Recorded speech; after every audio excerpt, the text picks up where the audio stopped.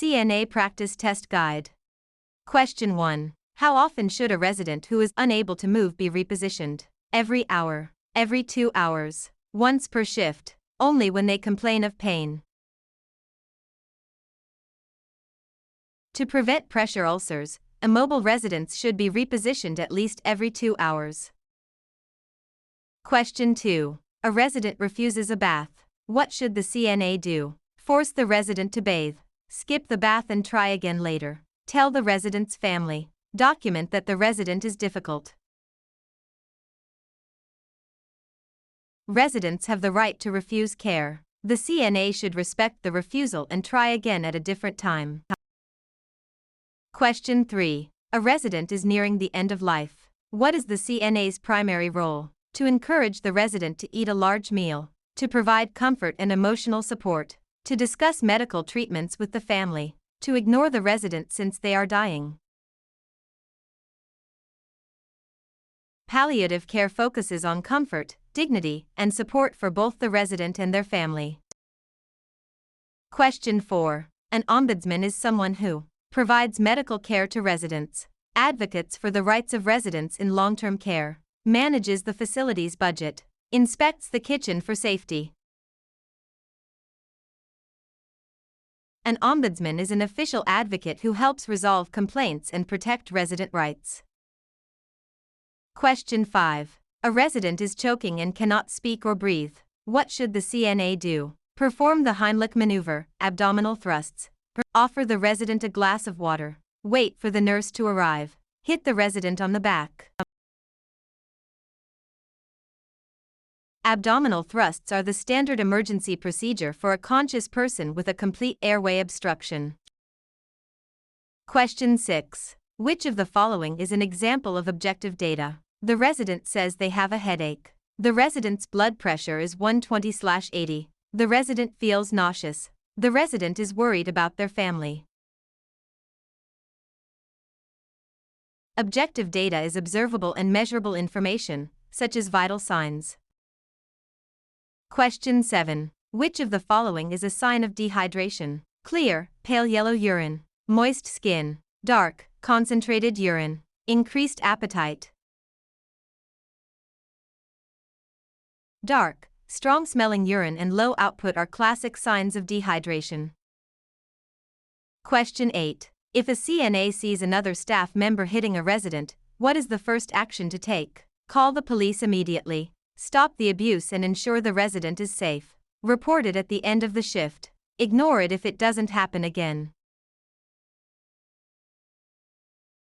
Safety is the priority. The CNA must intervene to stop the abuse immediately. Question 9. What is the first step in performing any procedure on a resident? Gather supplies. Identify the resident. Wash your hands. Explain the procedure. Hand hygiene is always the first step to prevent infection before touching a resident or equipment.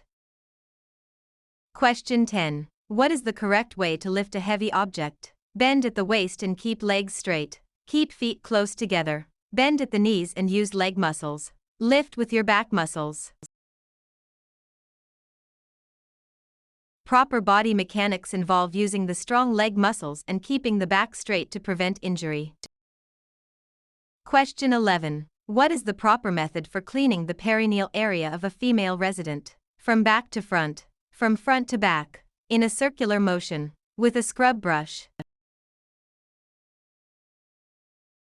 Cleaning from front to back, cleanest to dirtiest, prevents the spread of bacteria from the anal area to the urethra.